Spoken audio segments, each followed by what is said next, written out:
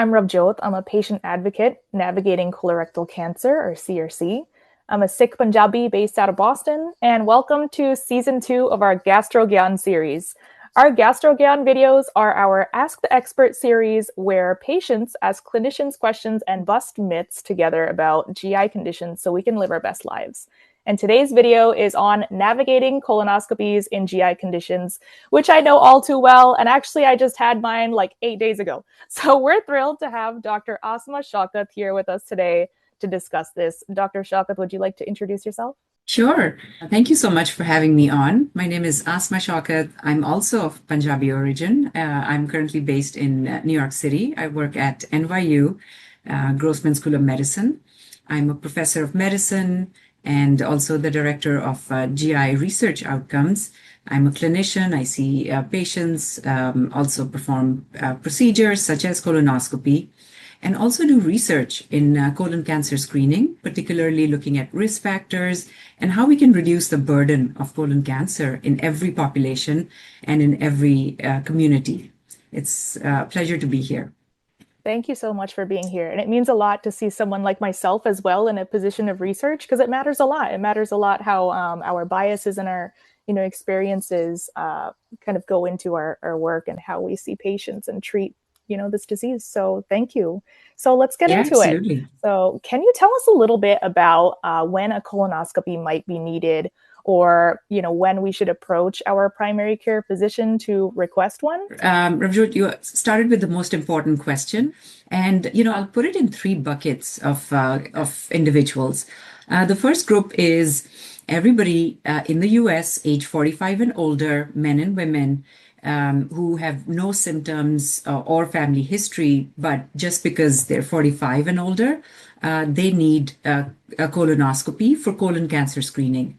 This is because polyps and precancerous lesions and cancers start developing around age 40 to 45. So we want to catch them as early as possible before symptoms.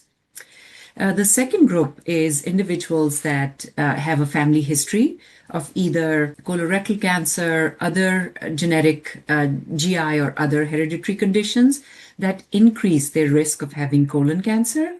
And there we start much younger. So as young as in their 20s. So discuss your family history with your GP and see if you fall in that bucket where a colonoscopy might be advisable.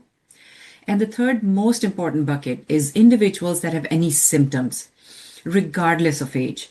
Often young people kind of dismiss their symptoms and never seek care. But any new symptoms, particularly things like blood in the stool or unexplained abdominal pain or anemia or any other concerns, should lead to a colonoscopy.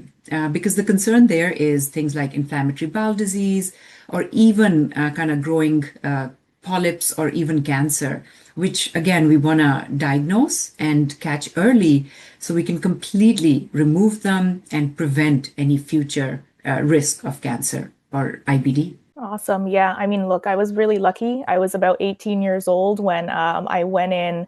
And I remember it still took like a full year of advocacy, because back then we're talking something that happened like 13 years ago.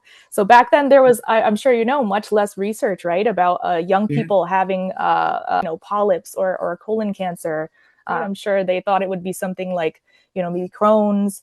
I remember that was like on the top of their list of things to check for, but I'm sure they did not expect that many polyps. So I think it's really important to make sure that young people know that these symptoms are very serious and they shouldn't be dismissed.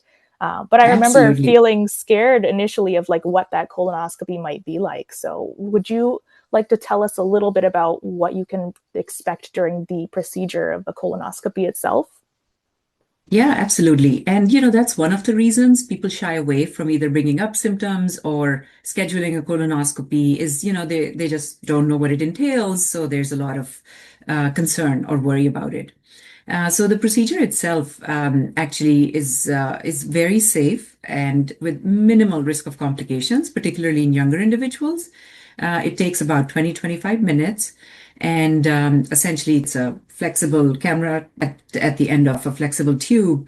And we can look at the entire lining of the colon and really look for even the tiniest polyps, signs of inflammation or irritation, any ulceration, any redness. So we can diagnose a whole bunch of things by taking tiny pinches of tissue called biopsies. And generally, we do it with some kind of either sedation, either moderate or deep sedation. So patients are still breathing on their own. It's not anesthesia, but they're asleep and they don't feel anything. And then afterwards, we have results right away. We can start a management plan, and there's no restrictions on activity or diet. So really, it's just scheduling the procedure and taking time to complete it. The procedure itself, most patients say goes pretty quickly. And of course, the day before, there's a prep involved, which, sometimes worries patients. But even there, we have a lot of options. So basically, there's no reason to put off or avoid a colonoscopy. It's done, very safely and with minimal discomfort.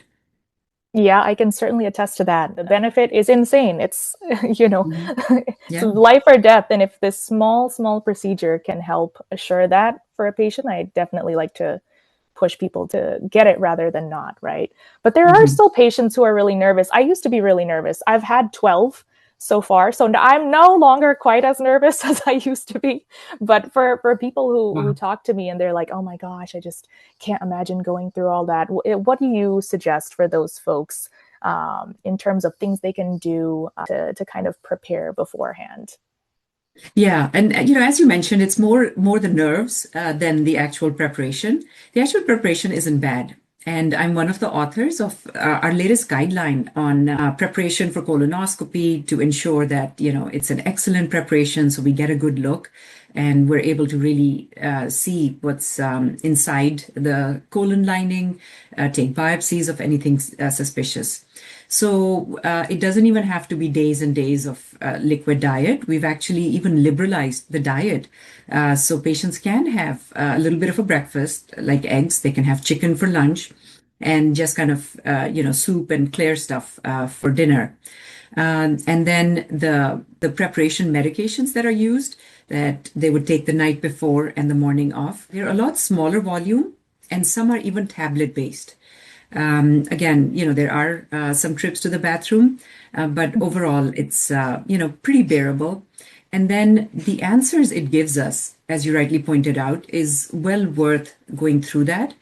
And, for vast majority of individuals where we find either small polyps or nothing worrisome, then they're good for 10 years. And then obviously getting anything early diagnosed has extreme value in prevention. I totally agree. And honestly, I really wish this knowledge was there so many years ago because they Mhm. scared me the first time around. It's before they probably had these new guidelines, right? They would tell you 3 days of like a liquid diet, make sure no red, purple dyes. And so it's a lot of like just testing, things that work for you and really knowing yourself. But I think these new guidelines make it a lot easier for people who are a little bit nervous about this. But I think a lot of patients would probably feel much more at ease knowing that a lot of their prep day is more normal. But thank you so much, Dr. Shaukat, for your Yeah, valuable absolutely. insight. And thank you for our audience for tuning in. We hope you learned a lot about colonoscopies today. I certainly did. So please stay Mhm. tuned for more of our Gastro Gyan videos. And don't forget to check out season 1 on SAIA's YouTube channel.